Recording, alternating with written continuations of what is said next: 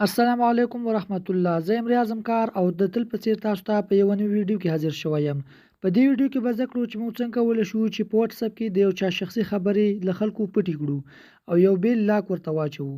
نو زه د ویډیو په طرف تاسو ګورئ همکار سکلز یوټیوب چینل زه یم ریاض کار. راځئ چې شروع یې کړو. نو د دې سیټینګ لپاره به تاسو لومړی واتس اپ اوپن کړئ. له اوپن کولو څخه وروسته به تاسو د هغه چا پروفایل ته راشئ چې غواړئ چې خبرې له خلکو پټې کړئ.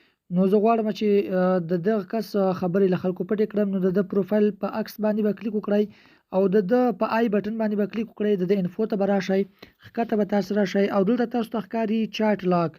نو دغه اپشن تاسو ته ښکاري، دا به آف وي، دا به تاسو آن کړئ. کله چې دا تاسو آن کړئ نو له ښکته تاسو ته د کانټینیو بټن ښکاري، په دې به تاسو کلیک وکړئ او بیا له تاسو څخه د موبایل سکرین پاسورډ غواړي. نو ما فینګر لاک ورکړی دی، زه فینګر لاک ورکوم.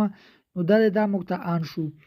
نو اوس به ملګرو تاسې راشئ دې ځای ته، ګوره دا اپشن موږ ته نوی اضافه شو، لاک اټ چاټس. په همدې باندې به تاسې کلیک وکړئ. نو دلته له تاسو څخه پاسورډ غواړي.